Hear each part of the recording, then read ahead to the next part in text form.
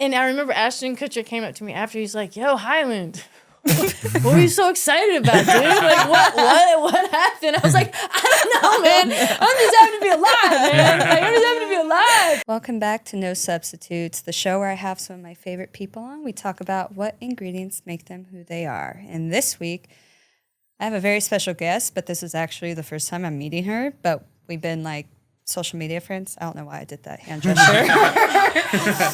I was like, because it's like, well, it's when I'm like, oh, it's a hot girl. Anyways, woman, sorry. But she's a comic, she's an artist, she's done a lot, and I hope to discover more through this interview. Just so, please welcome Sarah Hyland. Thanks, Lumi. Yay. That's my first scissoring I've ever gotten an intro.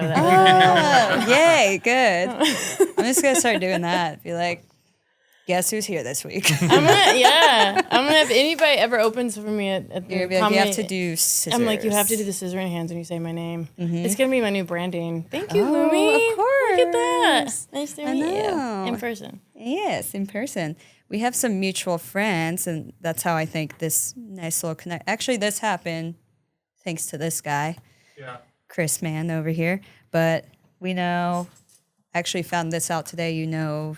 And I think you worked with Jessica Gerson. Yes. Yeah. Oh, you know Jessica? She's actually just another social media friend. Okay, so everybody? Yeah, okay. But yeah, we know Jesse, we know Ellis, Carlos, Bobby Lee. Sorry. I'm like, is it form? No, Bob's good. I used to call him Bob all the time. But, you know, the fans are going to be like, who's Bob? I mean, he has 17 other surnames. I think we can. Do you know what I mean? Perfect. Yeah, there's a lot going on with Lee. Yeah. Fine. There's too much. Yeah. You're good. Oh, well, thank you for coming on the show. Thanks for having me. How was the drive over? Yeah, I came from Indiana, so that was good. Damn. No, it's fun. No, it's fun. It's funny because I picked today, which is Saturday, at like, we're here at like in the late afternoon.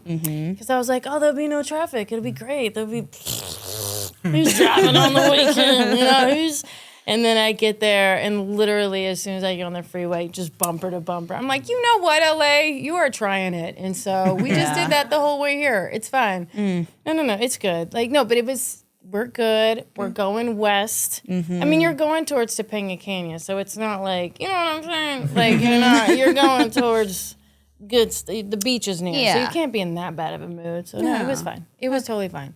It's the only time I allowed myself to listen to the radio.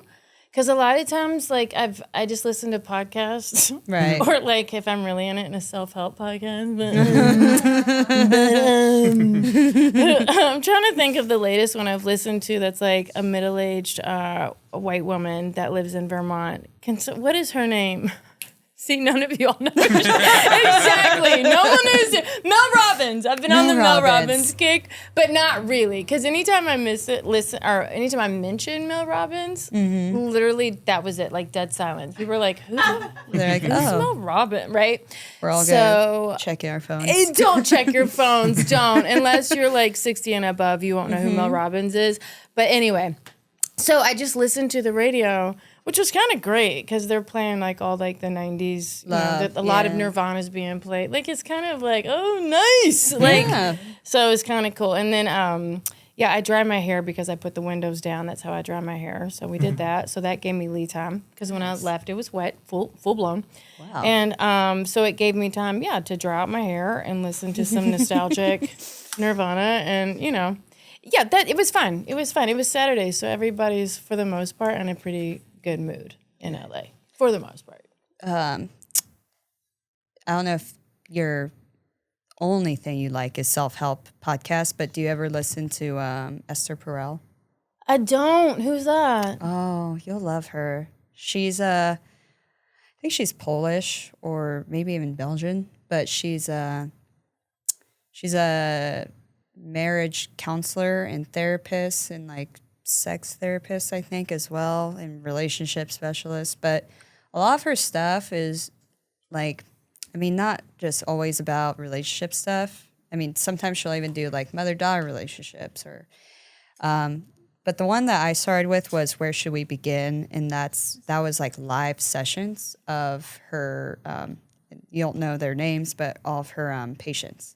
So they're like real people with real stories agreeing to, be on the podcast, but never like, you never know their identity because it's all just only on the vocals. It's not on camera. So, but she's great. She's one of those people where you feel like lost and then you listen to what she says and you're like, oh, like you're so profound and like you're saying things that I don't know, like that just makes sense in my soul and like makes me feel like I can get back on the path to where I want to go. But yeah, she's awesome for any self-help, because even the ones that are about relationships, for me, when I listen to them, they make me very self-aware of I almost said a curse word, my stuff and the way I am in relationships or the way I am in the world. So she's a good one. That was a little rant. I'm like, that was deep. Okay, yeah. I'll just shout to Esther Perel if you ever want to come on the show. What? She would be, yeah. I think here's the thing, right? Because way back in the day, you had to read a bunch of stuff like to figure this out, and like and now it is kind of cool, like that you can literally go like on Spotify and put in any keyword that you want, and you're gonna find a podcast, whether like. That's kind of cool. That's entertaining, but you're also listening to other people's stories. It used to be like NPR was the only place you could go, like. What's his name? Ira Glass. No, Ira Glass too, though. But I'm trying to think of, I should know his name. Radio guy. Casey Kasem. Yeah, no. He's really again, old. I'm too scared. I've been wrong all day today, and you keep looking at me. I was like, I don't trust the words that are coming out of my mouth. Yeah. Howard Stern? Howard Stern. Oh, Howard Stern? Yeah, I'm like that's what. Wait, but not for self-help. I know. No. I didn't put those two together. That's all. I just did that too. I don't know why I did that. Sorry. I'm like the hair. Okay. But just for radio and like listening to things other than music is where I was thinking. Yeah. But self-help, Ira Glass. But that's the thing. Yeah, Ira Glass, right? But yeah, I think that's that. But it's cool now. It's like, so, but because there's so much of it, like, because even just regular podcasts, there's still a lot of podcasts that aren't self-helpy, but they're all about being a better human. It's like you're always trying to, like, be better. And, like, sometimes you just, like, for me, I have to watch it. Of like, you know what, you can just relax, dude. Like you're doing great. You don't need to go and bath 17 gallons of raw milk because somebody's you're good. You don't need to get a cow. You're awesome. Like just relax. Like your soap is great. You don't need to get goat soap, like goat milk soap. You know what I mean? Because there's so many alterations that they're like, you know what, shampoo's out. Now we're using bath salts for your, because it's like there's just all kinds of, you know what I mean? Like we're using cow urine. It's better for you. There's vitamins. And you're like, should I use cow urine instead of shampoo? The new thing I've been seeing, especially around LA, is using salmon sperm for facials. Salmon semen. Salmon semen, yeah. Yeah. No. I'm just like, who's doing this? Who's doing this? And then be like, you know what?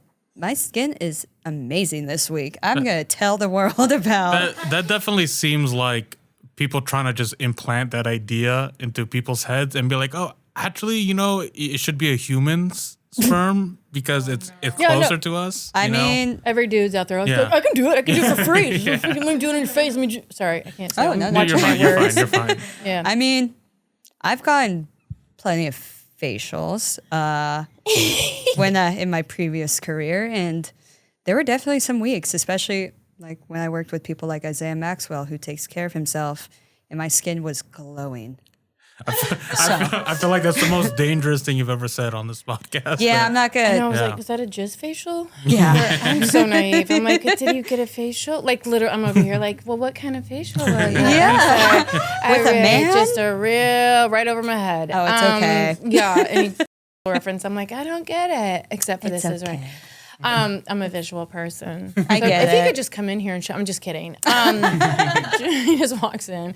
Yeah. So that's all I'm like. Our culture today is so bananas. Like there's just such a this hard press on like just being like a human who never dies. Do you know what I mean? Like stay a fetus forever, and we're gonna try and get you there. So it's just just that's what I mean by like just playing the radio. It's like just tell your brain just. For me, I'm like, shut up. Just shut up. Like, I don't need to better myself. I can't. You know what I mean? Like, I just can't. So, but it is cool that, like, if you're, just doing the dishes or whatever, that you can listen to a murder mystery that actually happened, and full details with the characters. Like, it's dope. Like, anyway. That was a rant of my own that went to nowhere. We went to a cul-de-sac and hit a wall, and now we're still here walking around in circles. My bad. Oh, we're good. Yeah. Well, let's just jump into it. What are 3 ingredients you think you met? What are 3 ingredients you would say you need for your profession? Sorry, my brain's been. I know this is like your 6th podcast today, correct? It's like my 20th. No, yeah. But I saw the schedule. I was like, holy. It's like the 12th because we did it 3 days in a row, 4 episodes a day. Yeah. Sorry. No, it's okay. No, you're crushing it. Trust me. I've talked to nobody today, so you're well versed in your vocabulary depth, and I'm just starting today. I'm like, like literally, I've ran into one person, and that was socially awkward. Do you know what I mean? Like they went to give me a fist bump, and I just grabbed their hand. So that was weird. But that's what I mean. I'm socially not okay, and we just like locked eyes and just stared at each other. No, so, I mean, I get that. I was just bed rotting for days before I came to LA, and then literally the first day I was like, oh, okay, I'm gonna kill myself. This is like too many people, and I have to talk to people all week. So I get that. It took me. I'm glad I came a few days before doing this because I wouldn't be able to do this. I needed to learn how to like be around people again. Yeah, for sure. Where did you go? I know I did. Yeah, I saw your Instagram story. I moved to Sausalito, so it's like Marin County, right outside of San Francisco. Okay. Yeah. Ooh, just for vacation? No, I'm living there. I just. You're living there? Yeah, I only come here once a month to do this. Really? Oh my God, that's amazing. What? That's amazing. What do you do up there? I work from home, so I'm like, this is like the only thing I need to physically come do. So everything else I can just do from home. I've taken up knitting.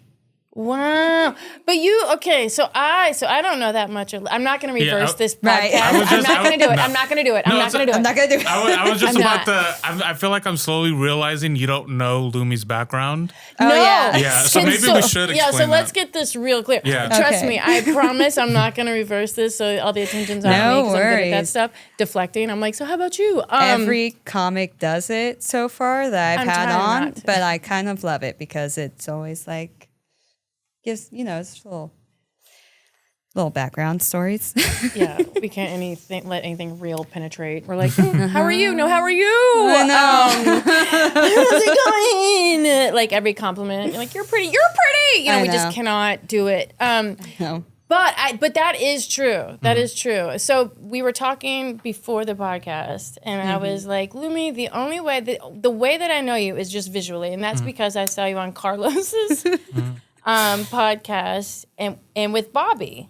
And so I knew that you were like in the same vicinity, the same circle, right? But I didn't know how or why. Right. You're like, who? I think a lot of people feel that way because even like Bobby, the way I first met Bobby was weird, but then we were just friends. So then he started mentioning me or like telling stories about like just us being friends, and I think a lot of people are like, who are you talking about? Like, where do you know this girl from? And love Bobby, and I don't think he's ashamed of this, but I think he's like doesn't want people to think like one thing or the other. And same with Carlos probably, but I think they both originally knew who I was. I I know Bobby did because I used to do. That's all tracking. Yeah. And if that sounds, It is I'm now. like, Yeah. yeah. It's also really funny that you just mentioned getting facials at the beginning, just being so open about that. Oh yeah. And then her not realizing, like, oh, that was your job. Yeah, I know. That's why I'm like, Yeah. she might not even know like that's what I was doing before this. No, with the information, I honestly don't. I don't know anything. But I was like, oh, is she a cook? Yeah, I mean, yeah, everyone's like celebrity chef. I don't know, like podcaster. Yeah, I like doing stuff, and if I can make money off doing stuff that's not making me have to go be back in the kitchen, I'm super down to do it. Yeah, she did start off as a chef. Yeah, As a I was a okay. Yeah. I was a cook for like 7, but no one knew me as that. Like I didn't make a name for myself until I did adult entertainment, Okay. and then I moved to LA. Okay. So where are you originally from? I'm born and raised California. Born in Newport Beach, but grew up in Humboldt County because my mom didn't want to. She wanted to, but also had to grow weed in order to provide and be a single mom of 3 kids. So we went to the weed capital, the Weedtopia of California, and it was a very hippie town. It still is. Yes. It is. But nowadays, there's so many, I think Vegas has a pretty big scene now just because it's all indoor, it's all legal, it's all easier. But I think Humboldt's still, just because it's such a unique climate, the only place you can get like some good old school, like organically grown, like you go on the farm, pick it, smoke it. Like that's the kind of place Humboldt is. Yeah. So you grew up. Yeah, I grew there. up there. And with a single mom, you have 2 other siblings. I'm actually the oldest of 5. A 5? I thought I you know. said 3. There was just The 3 of gremlins us. Just water, Sorry. Just multiplied really quickly. There were 3 of us. And then my sister passed, and then my mom met my stepdad. They had my youngest sister now. He had 2 stepbrothers. My dad, who wasn't really around, but then he ended up having a kid. So technically, oldest of all that. Okay. Wow. That's intricate and complicated. That's a lot to See, that's why I love ingest. people, though. I do dig people. I do. Because at face value, you're like, oh, Lumi, she did like and stuff, and she cooks and stuff, and she's really pretty and stuff. But then, like, there's so much behind it, like little quilts. You know, like when you look at a pattern quilt, and then you go behind it, you're like, damn, that's some stitching. You know what I mean? To get that, it's cool. For sure. I mean, that's why I'm loving doing this, because I'm like, especially with people in entertainment, it's super easy, again, to make up or figure out who someone is or assume who someone is just from Instagram or YouTube or social media. But I want to know the real you. I want to know the you that, like, you're a little, like, scared to show people, the side of you and the stories that made you who you are. Yeah. So back to you. I know. I was like, Sarah, don't ask another question. Do not ask another question. We could chat after this. No, I'll I know, give you all but the I'm answers. just so I'm intrigued of how you got into like doing. Is it adult entertainment? I don't want to. Is that Either way, correct? I don't know what words are okay. I don't care what you guys refer it as. I just want to make sure YouTube doesn't. Yeah, adult entertainment is fine. Yeah. I just think saying mattress actress is hilarious. So that one works too. Yeah. Okay. Well, obviously, Nice. I wore my sexiest hoodie today, so obviously, It's the vibe. It's the vibe today. I don't want to make it like confused. I'm not a mattress actress. I don't want to. I wear a sports bra just to like keep them down, so it wasn't distracting and stuff. You know what I mean? Because bees can be huge. I didn't want to knock the microphone either because that's so annoying. I know. Just a bimbo blonde. Yeah, I Typical know. bimbo shit. He's tight clothes. I know. It's probably hard to concentrate. Yeah. These glasses aren't even real. They're just like for the sexy secretary thing. Oh, I get that. So I don't know the alphabet to file, but nonetheless, I could be a secretary. That's actually a true story. I was a secretary for like a day. For a day. And even worse, it was in my dad's insurance office. What'd you do? I was hungover like every single day. And so I had to this is why I do art and comedy, because I really did try to do an office thing. And I was pretty young. My dad's like, why don't you just come on down, just give it a whirl. I was like, okay, because everybody in my town, it's just, you pick a career and then the whole family hubs around, right? Sure. I have like an uncle that works there, my brother works there, my cousin works there. You know how this goes, right? So he's like, come on down, give it a try. I was like, okay. And so I went, and I was so hungover. And one, I took a nap under the desk, so that did not start off the day great. But but at that time, he wanted me to file like all names in their little files, right? And they had the tabs with like A through Z. V, what I mean, or whatever. Okay, that was a stretch. That was a stretch. Sorry. But that's what I mean. I think I could have chosen a closer letter, but who cares? And so that was the problem. So there was like A through D, and so you'd have to put them in alphabetically with the thing.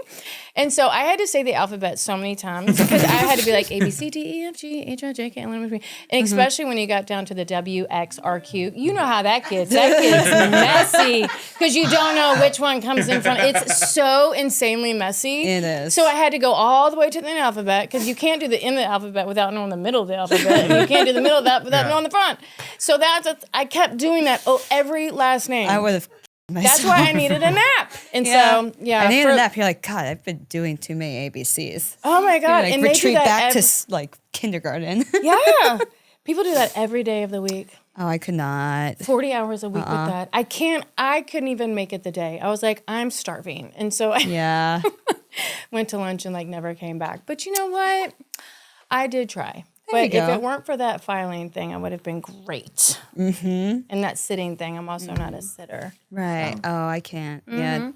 This is the only sitting thing I'll do. Yeah. Also, for the people that didn't know, because I forgot to mention it, she is from Louisville, Kentucky. Louisville. That's what that accent she was doing was. Louisville. Yeah. Louisville. Yeah. It's a weird. Yeah. She's from Louisville. It's the laziest. I think it's Catherine Bland our buddy was just here. She's also from there. It's a really weird accent. It's just a lazy. I mean, my dad's side of the family is from New Orleans, and my grandma, even though has been in she passed away, but has been in California most of her life. She still calls it Nolans.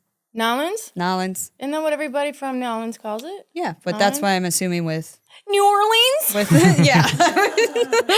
White people are horrible. Nolans. I'm sorry. Yeah. Also, I just realized that Catherine was the first episode of when we did our 3-day thing, and then you're ending it, so people I'm not even gonna try and say it. Right. People from Kentucky started I'm not and even ended. gonna say it. Our 3-day binge recording session. That's kind of cool. Yeah, a lot of homage, a lot of Kentucky happening here. I don't know if that's good or bad, but yeah. I love it. Yeah. One of my best friends is from Louisville. Ooh-hoo. This is a fun game. And this time when you do this from the Midwest, do you know Cindy Akron? You're like, oh yeah. You start naming off. She has she has hair. Well, and I feel okay saying this because she's been on the podcast, but Cassidy Sisk. I don't know who that is. Yeah, I know. It's okay. But it sounds like a great place to grow up. We're decent human beings, No, it is. I know. It's so funny because every Midwest, South, whatever, we always have our claim to a celebrity. It doesn't matter. Who? Your guys' is Nelly, right? Nelly? Oh, maybe. Sorry. No. The latest one is Jack Harlow. I don't want to brag, but Jack Harlow's our latest. Muhammad Ali, come on. Okay. Come on. I'm sorry. Come on. I'm sorry. Johnny Depp. Oh. He lived there for a week, but whatever, we played that. And then I think he was there for a hot minute. George Clooney. His grandmother still lives there. Oh. He has a goldfish that he bought from. I'm just kidding. No, but he actually, can you start? He has a lot to do with Kentucky. Abe Lincoln. Y'all know him? He's current. He's current. Huge on TikTok. Like, so many followers. Who else? Anyway, whatever. Jennifer Lawrence. Oh, yeah. Oh, wow. They keep coming, bitch. I'm sorry. I said the word. We're past 10 minutes. It. You can swear. Oh, thank God. Yeah, just relax into it now. we got through it. And I've lost it now. Diane Sawyer. No one cares about Diane Sawyer, but she was on 2020. Okay. Whatever. Her face is on the side of a building. So There you go. It counts. It looks. It counts. It looks like Martha Stewart. That's who she looks like. It looks like Martha Stewart, but just like a tinge off. You're like, is that Martha? But if you squint Martha your with eyes, like you're some plastic surgery. I love Martha. If you watch, I hope you all watch her latest documentary. I'm here for her. Oh, yeah. Did you guys watch it? No, not yet. You know what? This lady is a boss bitch. There's mental illness involved. You know what I'm saying? But that's what I mean. You can't get to that level and not be scathed somehow. Like, No. You are not Martha Stewart in normal thinking. Like, there's something wrong. Do you know what I mean? Which I dig. You know what I mean? I'm like, I love her. I would definitely want to hang out with her if she was my neighbor. She seems so cool. Yeah. I love seeing the videos of like her and Snoop. Yeah. Her and Snoop at the Olympics. Yeah. In the, what's it called? Dressed up for the horses. What do they call that? Dressed up. I know. High tea. I'm like the Kentucky Derby. The Kentucky Derby. Doesn't it start with the E? Equestrian? Equestrian, yeah, equestrian. Yeah. No. I love it. There's still no. Yeah, I'm not sure. Just equestrian stuff. Yeah. Equestrian stuff. Yeah. Anyway, but she talks about her relationship with Snoop in the Netflix documentary series. So I love that. yeah, it's good. Like they became friends because of the roast of like Justin Bieber, I think. Yeah. Oh my God. But yeah, like they sat next to one another, and so they became buddies. It's pretty sick. I love that. I'm like, hell yeah. All right, sorry. No, you're good. Yeah, I'm just keep taking different turns so we you're don't good. get to me. But yeah, go ahead. I get it. She's like, we're not going to talk about me. We're going to talk about Martha Stewart. Well, have you done a roast? Have you had to be on I any of haven't those? done a roast. It's so funny because there's like, we obviously have like local roast battles like at the clubs and stuff. Mm-hmm. But I feel like there's such a particular type of comic who does roasts. They do. Do you guys do roasts? Not anymore, I quit. Did you? But why did you? Can we hear you on a mic? I was like, I don't You're know about to be fired if you talk off the mic again. You pocket.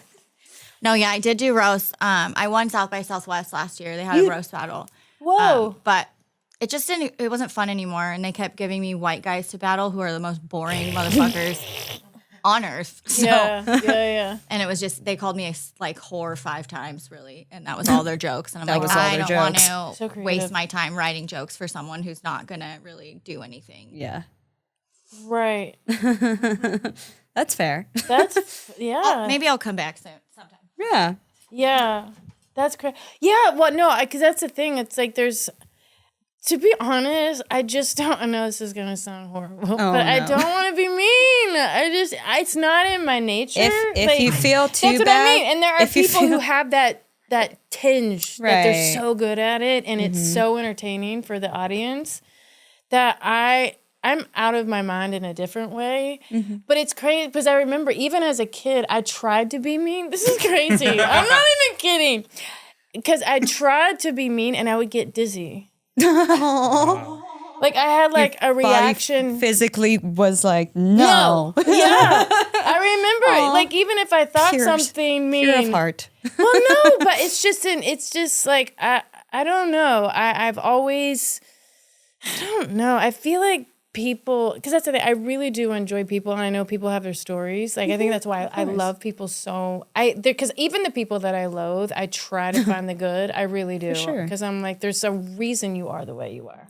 Yeah. Nobody acts like that who doesn't have, there's something else. You know what I mean? For sure. So I try to like, but that's what I mean. It's not something that I would put all of my effort and creative energy into, knowing that there are people that are damn good at it. You know? Yeah. So I'd want to put all my eggs in the basket where I know I'm good, that I can be my authentic. Yeah, you for know? sure. But I love watching roasts. I think they're incredible. Whether it's just at like a comedy club or like watching Nikki Glaser roast, it's crazy. Like it's so smart. But that was a long-winded question about your roasty McRoaster question. No, I just, again, I know I shouldn't make this whole interview about your career, but when I have comics on, I'm like, I just love comics. Who are some comics that helped you early on in your comedy career? First and foremost, Doug Stanhope. Okay. For sure. Well, because I've told this story before, but when I lived in Chicago. I know you just had Homeboy on, who I watched. Who was the last guy? Tiger Belly, Bad McCone. Yeah, I watched his podcast. I was like, that dude is smart. Like, he actually listened in school. Like, I wish. Yeah. Mm-hmm. But he talked a lot about Chicago. I was like, oh, yeah, like Chicago. He went to Columbia? Is that right? Columbia Film School? I don't remember. I know it's like George Kimmel went to Columbia Film School. Cool. Oh, okay. Maybe McCone did. Yeah, I'm not sure. Yeah. I'm trying to remember. Dang, and I was sitting in his room, too. I love that you were back there. I'm like, I think he did. Yeah. But yeah, so I went to the Art Institute of Chicago, which was right down the street. But I didn't make it all through art school because I just get bored easily, right? Mm-hmm. I'm just like, I got in, I don't want to do it anymore. You know what I mean? I just kind of, I'm like, I did it. And so, but I don't want to finish, you know, like I can't. So I ended up going to Second City. Mm-hmm. And from there, so Second City was an old town, and right across the street from it was Zany's Comedy Club. And right next to Zany's was a smoothie shop called, I think it was called like Fresh Choice or something. Who cares? She's gone. But so I was going to Second City, and I lived right over by there. So I got a job at the smoothie spot. Mm-hmm. And so all the comics would come into the smoothie spot, especially Doug Stanhope. He would come in there all the time because he also was hungover a lot. And so he would get this king smoothie, and we ended up like talking or whatever. He's like, "You're really funny. Like you should write. Like you should. What do you know?" And I was like, "I go to Second City, you know." Whatever. But then with the crazy, and again, this was so long ago. But I ended up working at Zany's as a hostess. Oh. Up at the front. And so I remember I got to meet like Lewis Black, and the first comedian I ever saw there was Victoria Jackson. Do you guys remember Victoria Jackson? Like super old school SNL. She had the high squeaky voice, and she played, okay, then like, it's coming to me now. Yeah. She wore like a skirt, and she played on her head or something. Do you remember this? She was like very. Any hoozles. So she was there like one of the first nights I ever worked there. Mm-hmm. And oh my God. I know you asked a different question, and we're going to get back there. No. But I think this is leading to the answers. Oh, thank God. So at the end of the night, because it was such an honor, you know what I mean? Like she was in like a cast member of SNL. I just thought it was like the coolest thing. And so I took but I also had to clean up the bathrooms. So I took like a toilet paper thing. It was still wrapped in the paper. It wasn't like the toilet paper. But I didn't have a piece of paper. So I took one of the toilet papers that was still wrapped. It was new. I get it. It was new. I'm not judging. And, you know, you just have to use your resources. And that's what I had. And so I took it up to her, and I was like, "Can you sign my toilet paper?" And she was so insulted. She's like, but I don't think in a mean way. I just think it was something. You have to check your source. Like my perception could have been off. Like, but it seemed that she was like, "You want me to sign your toilet paper?" You know what I mean? I was like, "Yeah," you know. But I remember like thinking, I was like, "Wow, did I just offend Victoria Jackson because I didn't have a napkin?" Like, oh, you know. But I got to meet so many amazing comics, but Doug Stanhope was one that like really, for whatever reason, he was like, "You're so funny, you really got to write." Yeah. If you ever come into LA, like, you know, definitely look me up. I'm out there. I was like, okay. But yeah, so I'm trying to focus on the question. So Doug Stanhope is really one of the first people. And when I came out to LA, he actually was somebody that was like my first contact when I got out here. Awesome. I was on his futon couch in his living room. This sounds bad, but he wasn't home. Where I had the first earthquake I ever experienced in LA. First, when I was like, what the heck? And we were like on the second floor of his apartment. Oh God. But he just always told me, he's like, you have to write. Like, I don't know what you need to do, but you're funny. And so that's when I started. I was at Second City out in LA because from Chicago I came out to LA and did Second City here. And that's when he was like, try stand up. Just try stand up. So he actually gave me my first shot at stand up, which was horrific because I was in a blackout, but who cares? Who cares? It didn't go well. And it was at a club called Farfalla, which was on La Brea. I don't know. It's not there anymore, but But yeah, and Doug Stanhope went up and obviously killed. It's Doug Stanhope. Even then, it was Doug Stanhope, And, but it was my first, he just gave me my first chance of going solo up on stage, whether I was inebriated or not. And I think I told probably the dumbest story to man, but like I did it. You know what I mean? Yeah. So he's definitely like the first and foremost person that ever even gave me that idea. That's so nice. Do you remember your first stroke? Oh my God. Okay, well, please do. Thank God. Oh, okay. Doug Stanhope is one of my good friends, and he gave me my first shot. Really? Too. Yeah. My first time in LA, I did a roast battle. He was in the audience. I tried not to look at him because he's my favorite comic. Yeah. And someone was yelling throughout the whole roast battle. And at the end, when I won, I looked up and it's been Doug the whole time just yelling, "You're so fucking funny." And then he got me a hotel room and he had me open for him in like a sold out main room at the store the next night and then paid for my plane ticket home.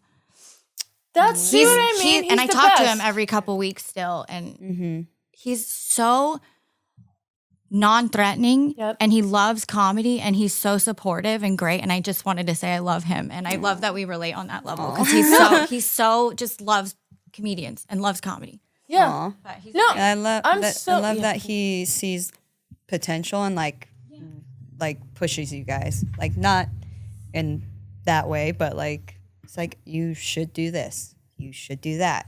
You have the talent. So shout out to Doug Stanhope.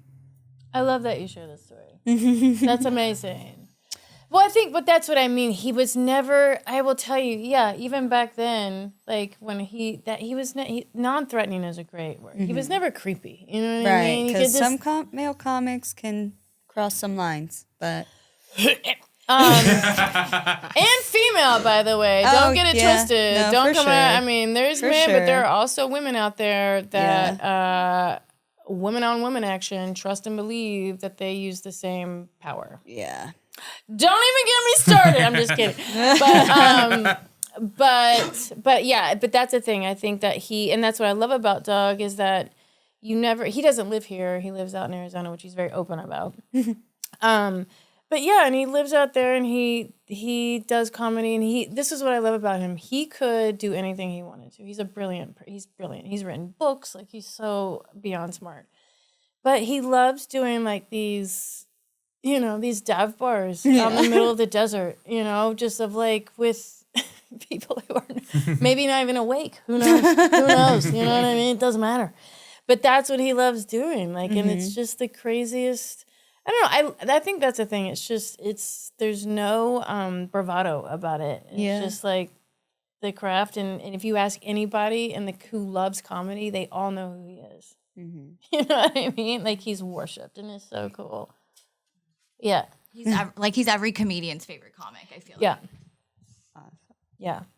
Yeah, no, and it just like their whole crew, they're all, if you hang out with them, they're all like, Bingo, who's his, forever girlfriend, and, she's a true artist. They all are. That was the thing. I got to go out to Bisbee and Bingo wrote a book about her time in the psych ward. Oh. And I got to read the audio version of her book. And it was just the coolest thing. Like, we would wake up every day and we'd go over to her. She has a little home. They have like a compound situation. And we would walk over to her little place, and we would just read for like 5 hours. Mm-hmm. And then, do it again the next day. And it was cool because she would just sit right next to me. Mm-hmm.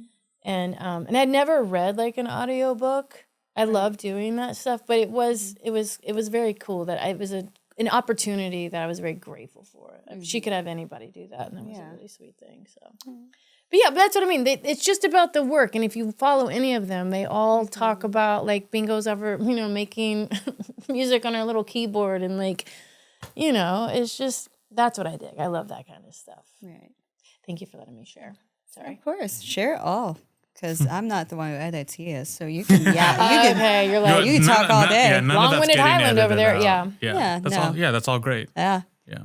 We're going to just have a 2-hour, the thing is, this can go for, I don't care however long, but we just do 2 parts. Yeah. That's how you'll edit it. Just like a saga. You can tell who was last that day. It's like 2-hour podcast. You're like, oh, I guess that's how McCone's was. I think we ended up talking for an hour and a half. Yeah. I think that episode was like an hour and 40, I think. Yeah. Well, that's the thing. Like, you could see some of the other podcasts, like 42 minutes, 48 minutes. And then you have McCone's like an hour, 48. You're like, holy shit, he must be the last person. He must be the last person. It's so funny. He was interesting, though. He's great. Dug all his knowledge. That was the first time he's ever actually got to be a guest on a podcast. He's usually just a sidekick like me chiming in. Yeah. Yeah. He ripped it. Yeah, he did great. Yeah. Well, I want to know a little bit more about Kentucky and like your childhood around that. So what was family dinner like for you? Girl. Family dinners. Let me give you a quick lowdown of my family. So you'll have maybe a better context. Okay. Enlighten me. No, there's no enlightenment. Oh, okay. Like, it's more of like, you should probably be armed with some artillery so that you'll know what we're going. Some context, if that makes sense. That does. Family dinners. Of course. So probably Catherine may have told you. So Kentucky's very like religious. You're either Catholic or Christian or something. Okay. But we went to 12 years of Catholic schooling. And my parents have been divorced 3 times to and from one another. They were separated 11 times, not without divorces, to and from one another. My dad was engaged twice to 2 separate women. And then he got remarried to he got married again to another woman. That lasted 9 months. And then he remarried my mom for the last time. And this last time they were married 22 years was this last leg. But they always say like net-wise they were married like 55 years or something. They don't like gross, they have no idea. But like net worth, they were like, yeah. I love there net was worth marriage. Lot. Yeah. So, I mean, that's the thing. Like, family dinners, I think it was, I don't remember the old man that much, but I definitely remember my mom was, she was like the runner of the house, right? Mm-hmm. Like, she worked all day and then would come home, and there's 3 idiots, myself and my 2 brothers, right? And so she was the one who always made like family dinner, but it was never healthy. Like, now kids you see like eating sushi, you're like, fuck off. Yeah. I didn't get sushi till like 10 days ago. Like, when did you get sushi? Why are you eating sushi? My little sister does that, and I'm always like, or she'll like be all attitude to my mom and be like, I need to use your DoorDash. I'm like, girl. I'm like, what a different time. But yes, continue. Yeah, we ordered pizza. Like, we ordered Papa John's pizza. Like, little gluttonous. What? Is KFC better in Kentucky? I personally think so. It has to be better at the hub. Right? Mm-hmm. Right? Even if it's just a mental trick. Yeah. Even if it's just a mental trick. Okay. Because I think that, like, I'm just going to say yeah. I think, like, tacos in Los Angeles are better. If you go to tacos in the same taco.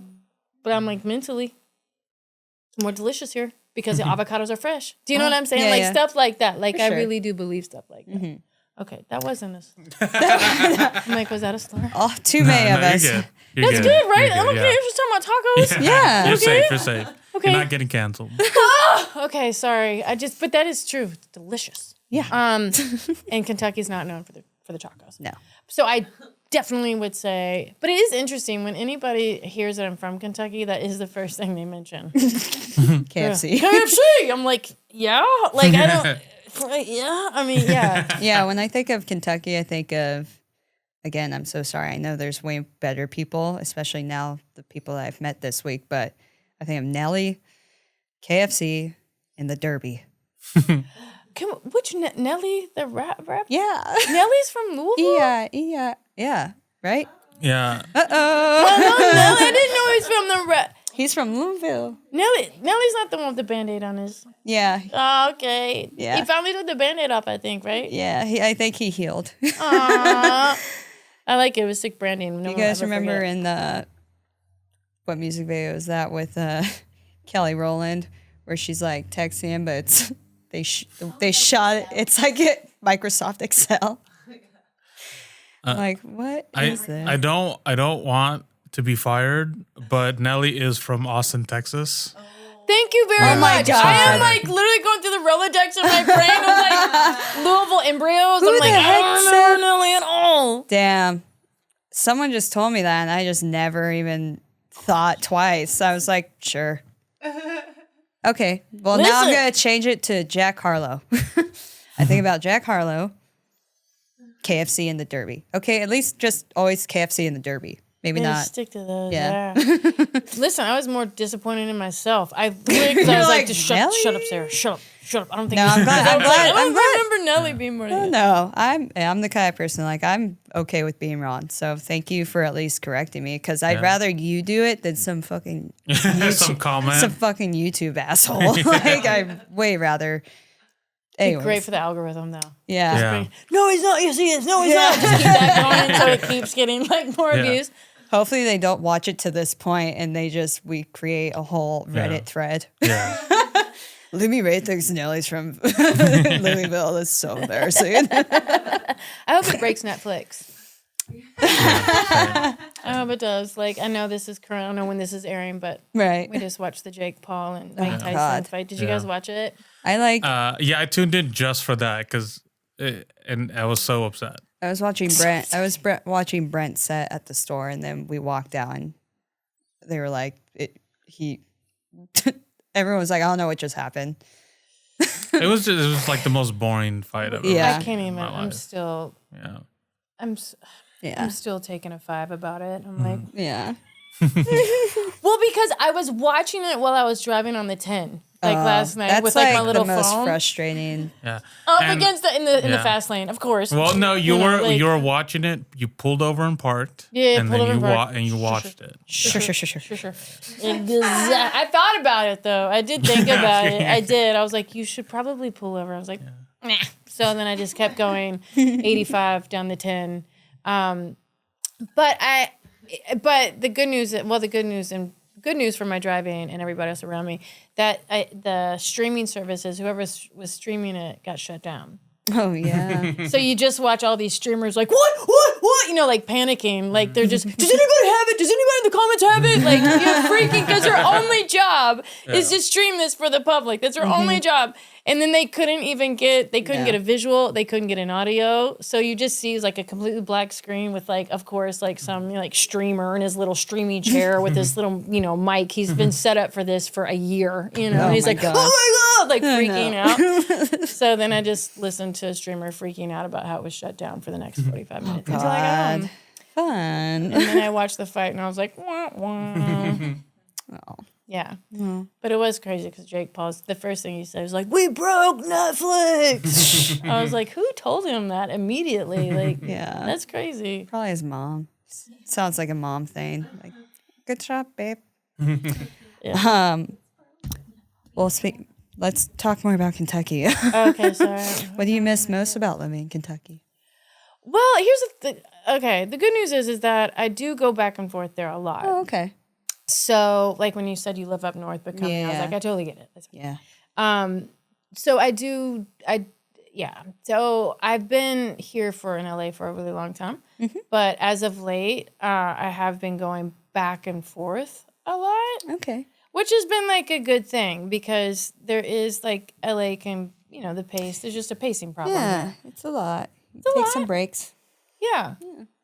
I feel like it's better, especially if you're an entertainer or an artist, because it can almost be overstimulating. And I think when you're sensitive and an artist, you kind of need time to regroup in order to pull some like inspiration or pull, and do your art. Because I feel like this, I don't know, the city, and you're sober, right? Mm-hmm.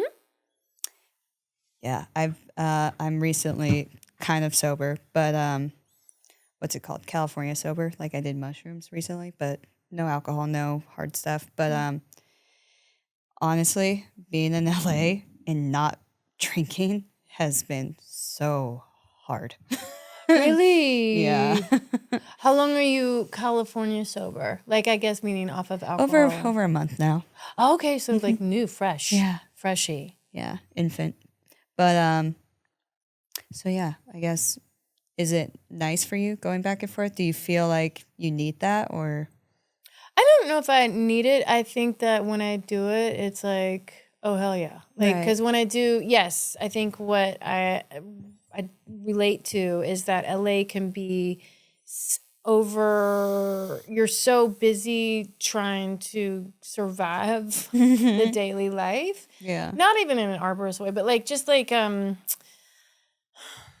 trying to make it just day to day. Like just going to the grocery, man. Just getting bananas, which are now $17 a piece. Like just, just getting from point A to point B. Yeah. Can be... It could be a lot. A lot. Like I only moved in September, but when I did live here, I was like, cool, I did. I went to the grocery store and I think that's all I need to do for this week. Yeah. Because it just takes it out of me. Yeah. I get you. Oh, no. Yeah.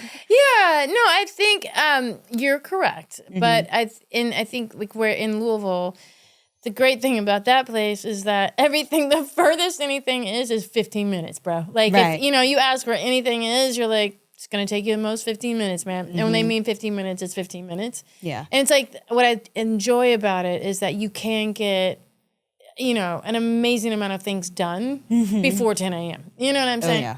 And you still have a lot of energy. Like, for instance, when I'm home in Louisville, I get to paint a lot more. Like, there's a lot more that I output creatively because there's space and time to do it, right?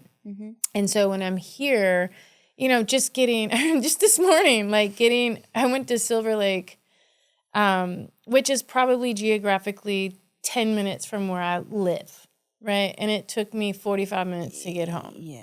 Because there's traffic. Why? There's no reason. Because you think like, oh, is there a wreck?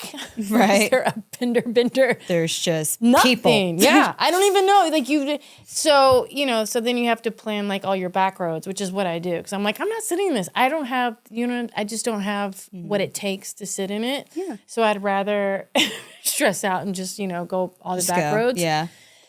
Maybe hit a cul-de-sac. Yeah. Go down a different road. Yeah, and I have a really old car, so just like listening to my car almost fall apart over every pothole. That's my most favorite thing. I'm like, is my car, over very exciting. A bump?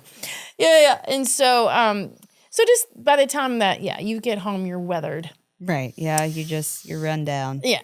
Yeah. So I think in a spot that's more quiet, there isn't as much hustle about it. And also the culture is different. Like, I think what I love about Kentucky in general is that if we're anywhere other than LA, really, is that people are just kind of who they are. Like, it's just, there's no, that's it.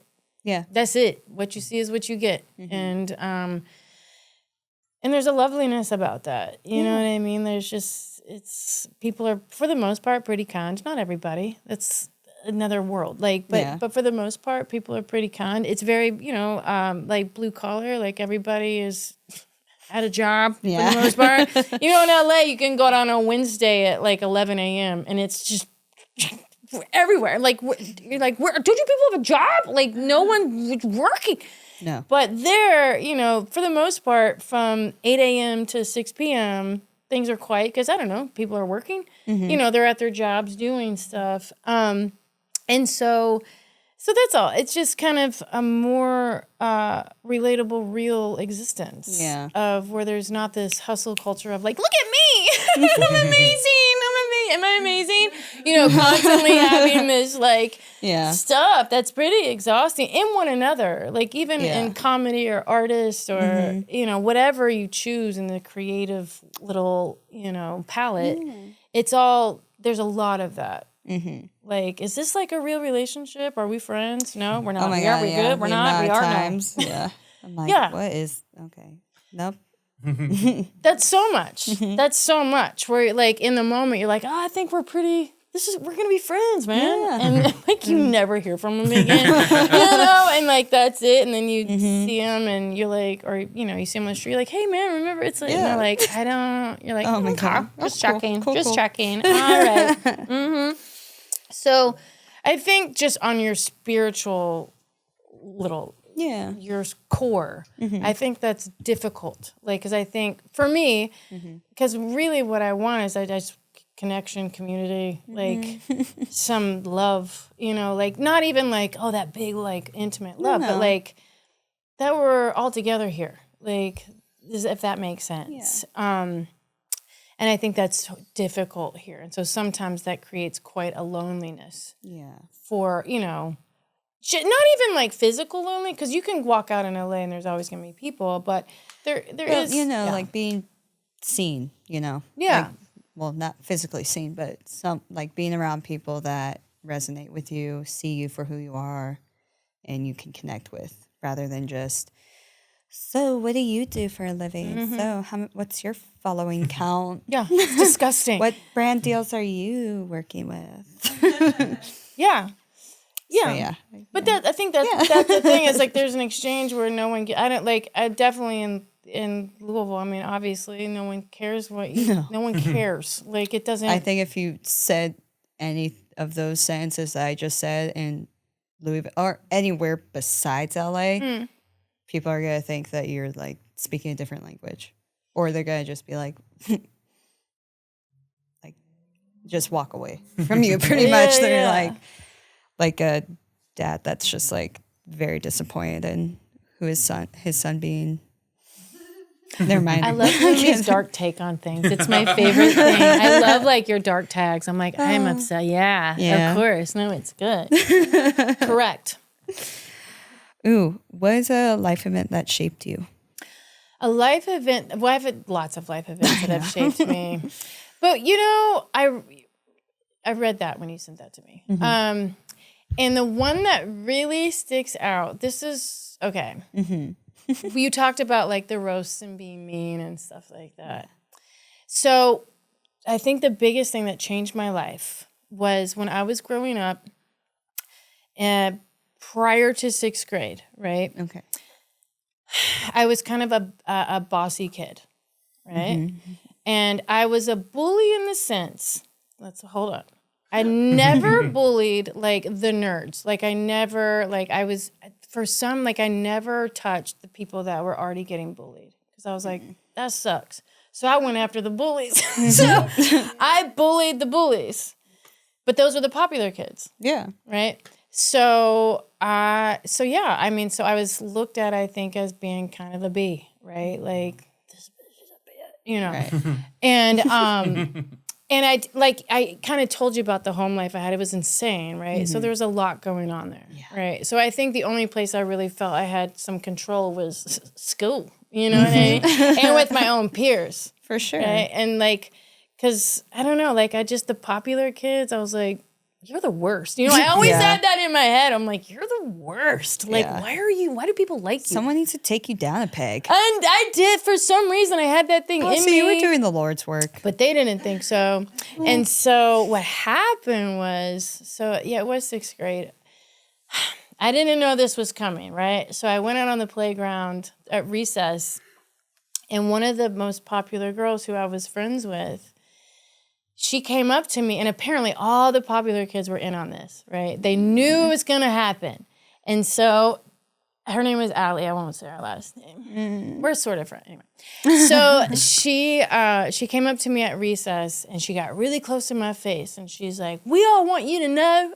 We all want you to know. We all want you to know that none of us even like you anymore. You stole Erin's babysitting job. You were mean to Caramel about her shoes.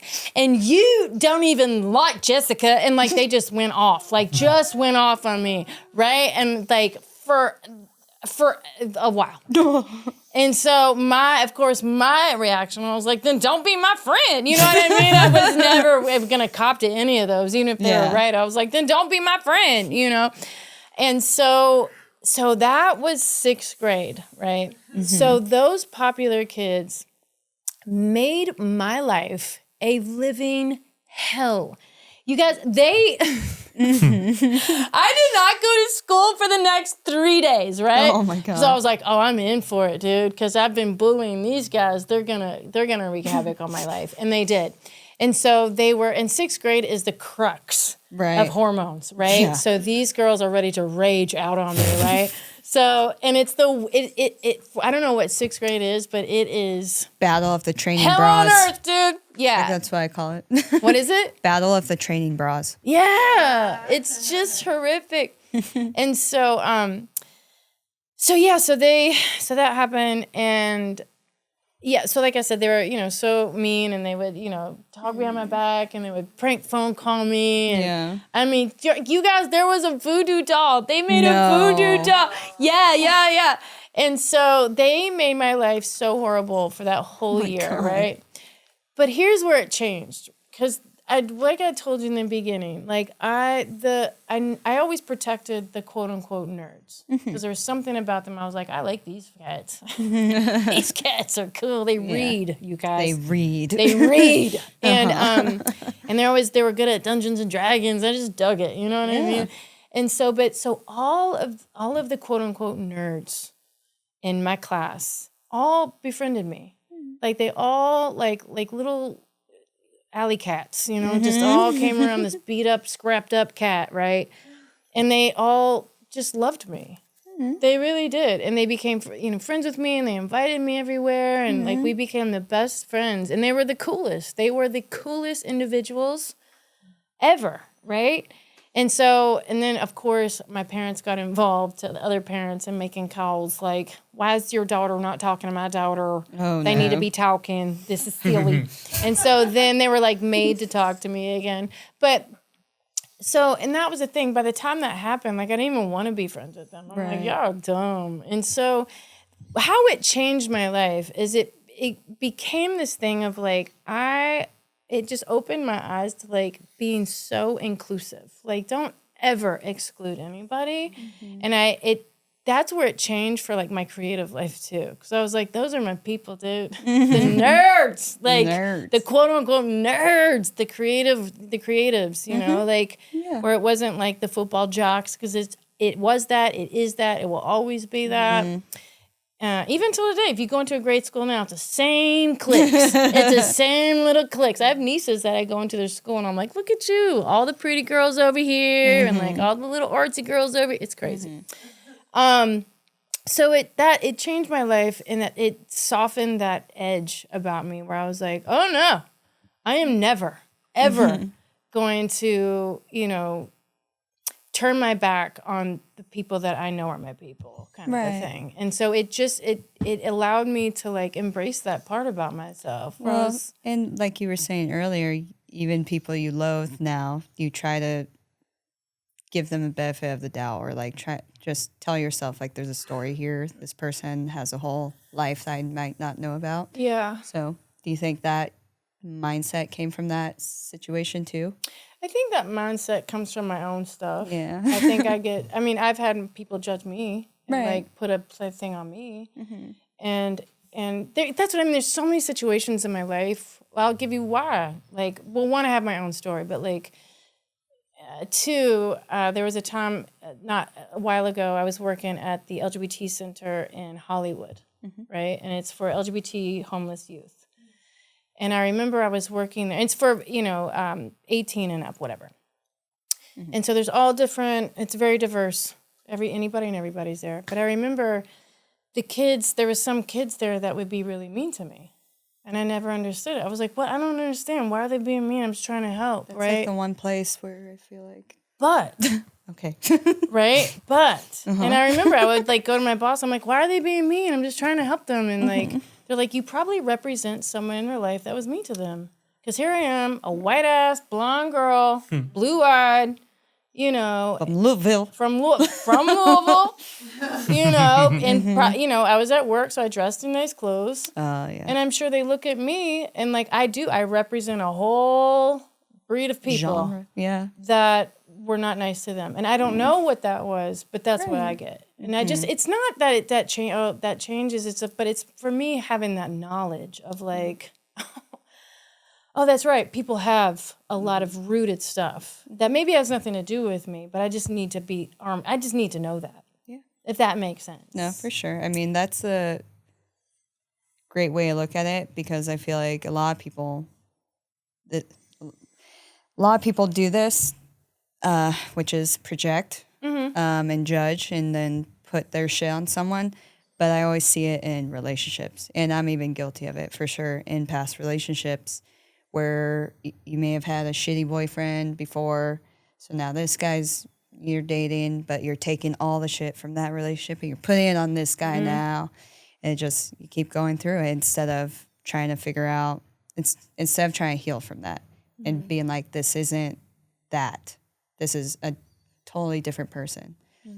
So I'm sorry that they couldn't do that, but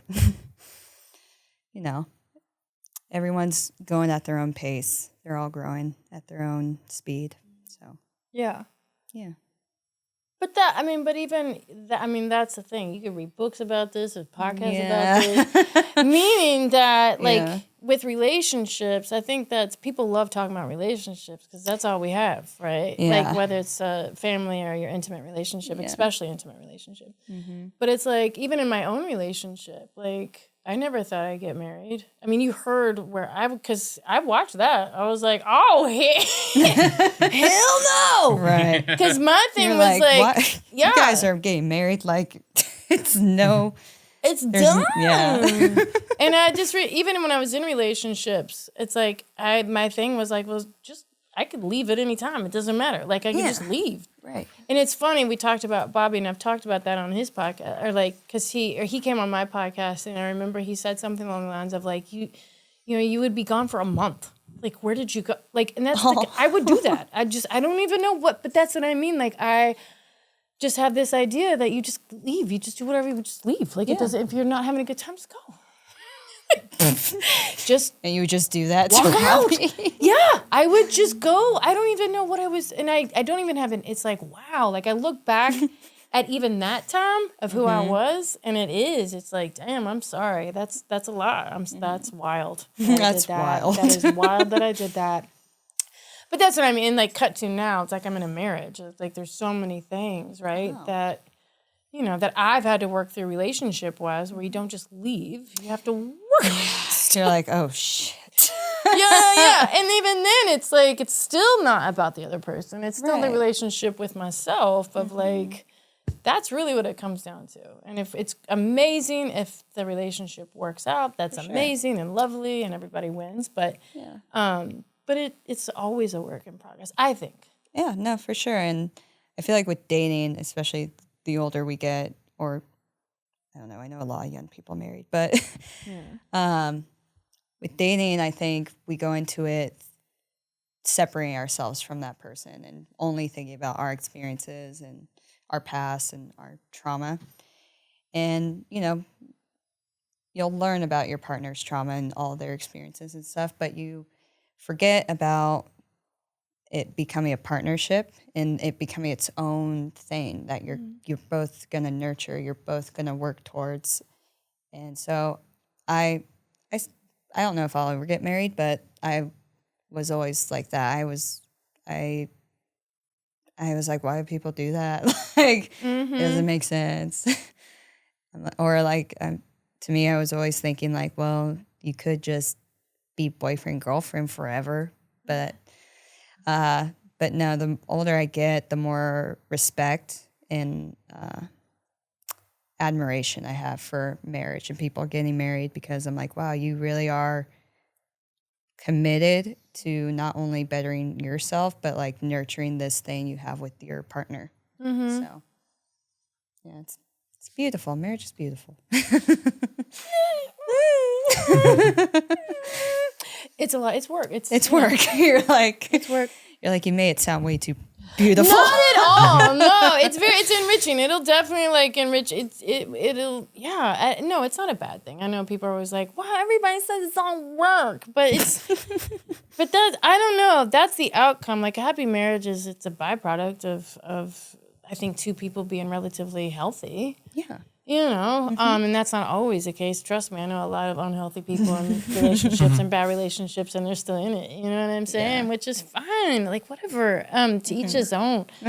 For real. And I'm not the pillar of stability. Trust. And I'm not easy to be in a relationship with. I think that's the thing too. I'm not like at all. But I think that's the thing. It's like I'm willing to.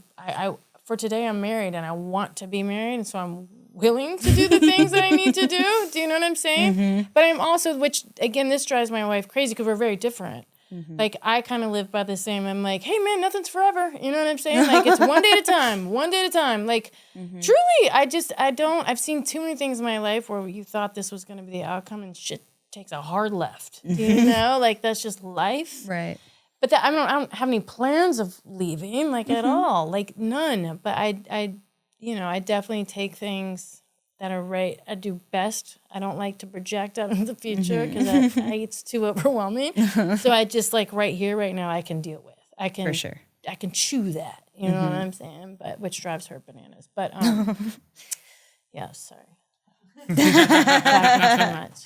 No, it was great. Thank you so much. We're like, have we hit hour 4? I'm so sorry. No, I had one more question, and I'll let you guys bother her with your. I know you guys have all the questions. At 10:30 p.m. Sorry. I know. What do you feel you're deserving of? What do I feel I'm deserving of? Gosh, that is a wide open space. What do I feel I'm deserving of? I mean, I feel like I'm deserving of all the good stuff. Yeah. All the good stuff. For sure. Why not? Yeah. I feel like I'm deserving of the human experience. I don't deserve anything more, anything less than anybody else. Yeah. But yeah, I don't think ill will of myself. Okay. Like I've worked too hard, girl. I've gotten through my 20s. I've gone through my early 30s. Like I've worked too hard to still be there. Right. No. Like I have, full confidence. And I'm like, no, I'm pretty dope. I'm great. I like myself. I've worked my ass off to get to where I am. Not on the exterior, on the interior, for sure. Like, we've gone through alcoholism. We've gone through eating disorders. We've gone through trying to we've gone through it. And so I think I'm deserving of all of it. Like, I don't know how to answer this so much. No, I know. There's no wrong answer. No, there's definitely not a wrong answer. And I'll say that's probably the most healthy and then relieving answer that I think that I've heard, because all our guests, like I love all the guests that we had. And sometimes when you ask that question, it like breaks my heart with the answer. And then I'm such a big fan of you that it's like, oh, I'm so relieved by that. Right. That it seems like you've done a lot of healing and you've done a lot of acceptance with yourself. Because it's kind of funny. Usually when we ask a comedian that question, they make 15 jokes and then they whisper in the mic, I deserve to be happy. Yeah. And then it kind of like breaks your heart at the end. Yeah. So yeah. Yeah, I get that. I do get it. But like I said, I'm not gonna. It's been such a journey, man. Like that's a thing. Like life. The thing is, sorry, but I'm just thinking about the life that you've lived and getting sober and finding yourself. You probably have already asked yourself that question since day one of getting sober. Or just being like, what am I deserving of? I don't know. I feel like when people, want to get sober, that's like one of the main things you start realizing is like, at least for me, it was, I deserve to like live my life at my full potential. I deserve to be in my body. Like I don't need to be checked out. I should, the heart, the good, be here, be present. So I don't know. So I feel like people that get sober, they've thought about that probably a million times, but I might be talking out of turn. Not at all. No, I think it's turbulent, like that constantly being less than somebody, or you're better than somebody, then you're less than somebody, then you're better than them. Yeah, especially in like LA, Yeah. Like it's, I don't know. I'm so glad like I'm not in that mindset. That I'm never, I don't know, even when I started doing that, I never was like, well, I don't know, because I honestly just thought it was hilarious. Mm-hmm. Even since day one, I was just like, oh my God, I can't believe I just did that. I didn't go into it being like, I'm going to win Performer of the Year. I'm going to, totally fine when girls do that, but I just went into it and was like, I like sex. That's literally why I did it. And was like, and I'm really comfortable being naked on camera. There's no deeper philosophy, unfortunately, on why I chose it. But I will say it opened my eyes for sure to, human sexuality and trying to fight the good fight for sex workers, being a sex worker and being in that world. I always feel like I gotta defend that. I forget what we were talking about. My brain's We were done. just talking about stuff that we deserve and how how you feel. I think it was a good answer. Yeah, I like that. Yeah. My brain's done for the day. So no, that's all right. We do have you guys have questions for her. I know you do. Yeah, we do have a couple producer questions. I just kind of maybe clarify something really quick. Sure. Did Bobby get you on Mad TV to do sketches, or were you like, is that like a separate invitation? Gosh, let me think. Mad TV. I auditioned to be on Mad TV. Oh, okay. Yes. Of course, I'm sure I got on sketches because Bobby was on there, Yeah. But I did audition. Okay. And I auditioned, actually, it was between myself and Angela Johnson. Oh, wow. Yeah. Wow. It was her and I going back and forth. And that's right before Bonquiqui. That's where that came from. Yeah, that was the time. That was the era. And we would go and it was at the Mad TV lot in Hollywood. Mm-hmm. And because before that, I was on Punk'd. Right. Right. So there was like some traction, whatever with that. Mm-hmm. And doing sketch and characters and all that kind of stuff. Because that's how I got Mad TV, was we just did a lot of like improv games over and over and over and over again. And so, and I remember that day going in and out, in and out, in and out. And Angela was there too. And her and I would just go in and out, in and out, in and out, and do improv games with some of the cast. And the whole, all the producers were in there. And but obviously she got it, which is, amazing and changed her life. And that's where security came, which is amazing. Yeah. But yeah, so I think, I know that's so fuzzy, but. Because the follow-up question was, do you have like a favorite sketch that you did? But if it's really fuzzy, like maybe do you have like a favorite memory from like being on Punk'd? Oh my God. I have so many good memories. Mm-hmm. All of it was so good. All of it was great. Punk'd. My favorite memory from it never got aired. Oh, so are we gonna get the exclusive? Yeah, I think we're gonna. I think no one's tracking me. But it was. I think so. It was Busta Rhymes. Oh my God. Never got aired. And it was, I loved it so much. Okay, here's the thing, though. This is what I love sketch and I love characters. Because once I go into a character, we're in. We're locked in. Like, that's who I am now, Because obviously, as you can tell, I get really excited. Like, it's just who I get really enthusiastic. I move my hands a lot. It's just, I'm trying to watch my hand movements, but I don't know why I get so, and I've always been like this, very excitable. So when I love stuff a lot. Even when I'm mad, I'm very mad. Like, I have big emotions. Anyway, anywho, so the thing was, he was the mark. And we all went to the Santa Monica airport. There was a private jet there for him. And I was a flight attendant. And so Punk'd was really fun. It was such a fun show. Every day was so fun. I got so high on doing all those things. It was such a blast. Because I always got to play like the real person because I was the only female on the cast. So they usually put me in a position as like the hostess. You know, I was like always like the first person. Anywho, okay, Sarah, stay focused. I was a flight attendant. And so Busta Rhymes, we had to welcome him on the plane. And so he came with his whole crew, right? And I remember one of his crew was holding like 2 big gallon things of protein powder. I'll never forget. I'm like, what's up with that guy? You know, like, what are you proteining right now? It's an hour flight to Vegas, bro, where they were going. So,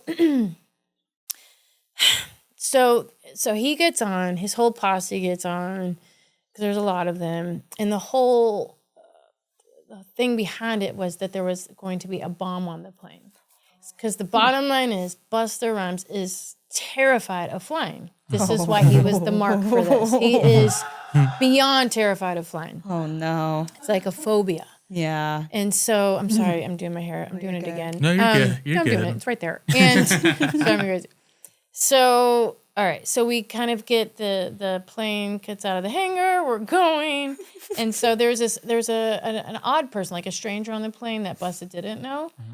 And he was obviously one of our cast. And he gets up and he takes a suitcase with him. And he's acting weird and goes to the back of the plane. And so then the next move is I have to tell everyone they need to deplane because there's a bomb threat on the plane. So I say this, and Busta Rhymes, I had an earbud that cost like $1,000 in my goddamn ear. And my only thing is don't lose that earbud. Do not lose that earbud. So I'm like, I won't lose the earbud. And so I'm like, there's a bomb on the plane. We need to be very calm and excellent. He jumps up, runs out of the plane, running, full dash. I lose the earbud because I'm like knocked, right? So he runs out. And so I run out after him, and like everybody that's on the cast was like, Busta, like running after him. I don't even know where he's going. We're in the Santa Monica hangar. Like, no, where are you going? So he's just going, right? Just going. And Ashton Kutcher was like in another hangar, like behind the scenes. And I get so excited. I was so into it that I was like, there is a bomb on the plane, right? I was like, there's definitely a bomb. Like, that's what it felt like. I felt like I was running for my life because he was so in it, you know, and I'm like, I'm in it too. And so I'm running, and then he wasn't stopping. Like, no, he wasn't stopping. And so then Ashton comes out of the other hangar, is like, run. He's like, Busta, dude, you're on Punk, man, dude, you're all right. And like, so finally he catches up with Busta, and he is like, you know, like freaking out, like, woo, you know, and like, he's like, you're being punked, man, you're on Punk, look, it's all the crew.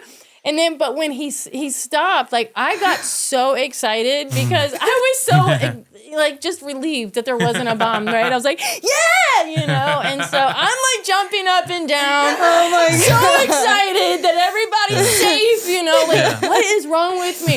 You got just pulled into character. I was in it, dude. Like, I was in a terrorist attack for sure. And so I was so excited. Then he stopped, and I was like, yeah, Busta! And what happened? So then he was pissed. And so the next thing, Ashton and the whole crew and Busta, like, they took him aside.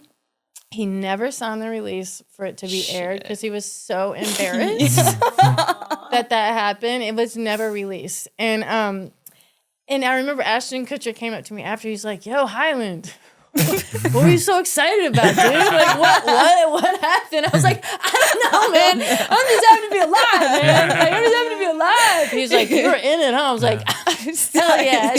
I was committed to the scene. I was so committed.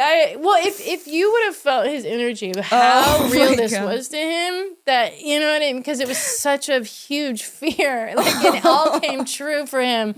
And so that was probably the most memorable. I mean, there was so many, but like that one I'll remember because I was like, damn, it's not going to get aired, man. Well, it That also was my best work. it sounds like it really fucked with you too. It did. You're like, dude, there's definitely a bomb on There's definitely a bomb. And and then I got in trouble with production because I lost the sound. The little earbud that goes, you can't see it. It's like wireless. Like, Right.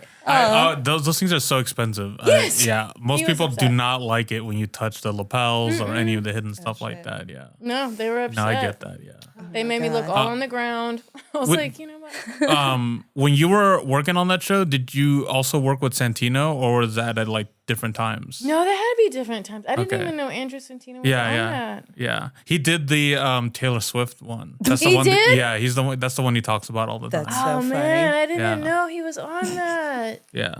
I was on season 5. I don't know. I have to look what season. I don't remember what season. He's talked about it a little bit, and then the one story that he brings up all the time is just the Taylor Swift. Yeah, the I Taylor mean, that Swift is a one. funny one. Yeah. I'm gonna have to listen to it. I Yeah. won't make you all tell me, but I'll go find it. Okay. It's so good. Okay, we have one question to wrap up the show. I'm gonna pass that on to Ash. Like, is my face red? I get really red when I'm hot. I do. We're amped up in here. All right. So your wife, Jen, is also an artist. Have you guys ever collaborated on anything? And if so, is it difficult to work with your wife? Those are awesome questions. I mean, we definitely have collaborated. We worked with a company called Moonlight Collective, it's Incubus. Josh Brolin and the lead singer of Incubus's creation. Okay. Can't think of his name. That's horrible. But anyway, so we did some collaboration for that where, she had a photo and then I painted over the photo, which was pretty cool. Which is hard because she's such a good photographer that you kind of make like, I kind of don't want to ruin your work, dude. this is kind of art, you know what I'm saying? So, but we've done that, and she'll take photos of, like, if I create something, she'll take photos of that, which always makes it really cool. And if it's hard to create, is it hard to create with? Yeah, is it like difficult to work with your partner? When you're trying to collaborate on projects. I would say yeah. Just because we've come from I'm obviously the more wilder card in the bunch, and she's more tech, right? She has a technical brain, and I'm a little more impromptu, like, and that is really annoying to her. And so that's kind of the hard part is I'm not tech at all. I'm a little more whimsical. That's a nice way of putting it. And so I think because she's more regimented, like a tech person would be, and I'm not. And so I think we used to we tried to work together. We tried to she would shoot my videos and, edit them. That didn't last very long. For many different reasons. I know this is kind of like embarrassing to even say, but I think it's real. And we don't really create anymore together. In that way, one, because she herself is a very gifted photographer, and she does big things, right? And so it's not like she has a lot of free time to post my videos on YouTube. We come from a very different world. Like with comedy, she doesn't necessarily love comedy. That's just the truth. Like she's very critical when it comes to comics. Wow. Was that a tough hurdle to get past? Very. Yeah. Very much. Like, because I was like, if you're going to come to the show, you cannot critique. Please. You can't do that. But she's a hard audience. Like, that's what I mean. She only laughs at very particular things. And so that has been, those two different worlds have been really difficult to, like, come together. Where sometimes I'm like, you can't come to the show. You can't come to the show. You're going to be mean. You're going to be judgy. So I just don't, you know what I mean? Because comedians are out of our minds. Does she think you're funny? I hope so. I think so. Instead of the new rule at the store should be instead of passing the belly room, they have to pass Sarah's wife. Yeah. Yeah, I'm serious. Make her laugh, and That would be a and then you good can book the one. main room. I mean, That'd be a they good would one. be filled with killers. If you can make someone who's critical of comedy laugh. Oh my God, like, yeah. It's true. That's a good idea. There you That's go. true. Is she funny herself? Like, did she do things that like make you laugh?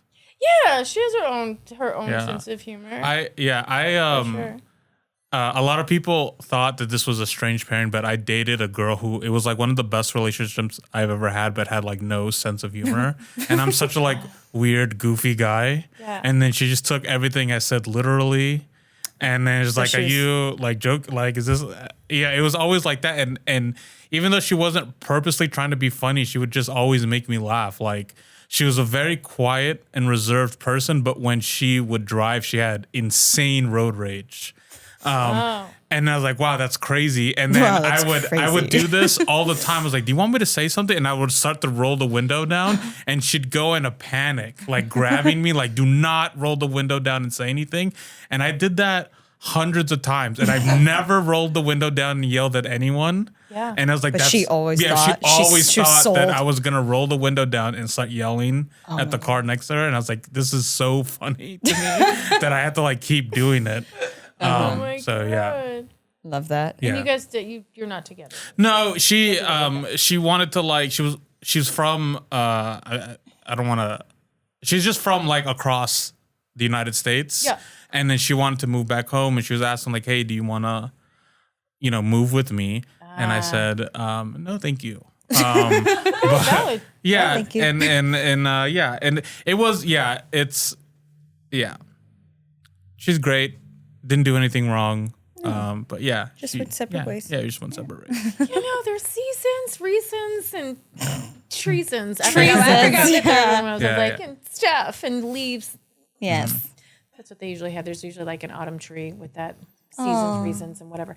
But anyway, she sounds fun. Yeah, no, she was very nice and sweet. It was just like people that know me know that it's hard for me not to make a joke, or when I get uncomfortable, I definitely have to make a joke because I can't stay in that mindset. So it was just like people thought it was weird that like, how did you guys like end up together? Yeah. But it was probably like the best relationship that I've ever been in. Yeah. And it's also opposites attract sometimes. Yeah. Right? Yeah, that's true. Yeah. Okay. So, where can the fans find you? Oh yeah. Yeah. Just come to Instagram. That's my most. Is Sarah Hyland Rosenstein.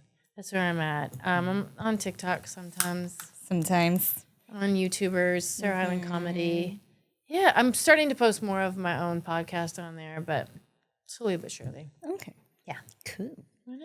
And you guys know where to find me. And thank you for tuning in. And thank you for coming on the show. Thank you. It's I'm so sorry I fun. didn't answer any of your questions. But No, we I got feel there. like I snuck some in, but I mean, that's why I love doing it this. It leads to so many other things. Yeah, it was great. I'm not even just saying this because you're here. You really are my favorite, like one of my favorite comedians. But on top of that, like my favorite guest on any podcast. Like I make sure I watch everything that you do and you tune in.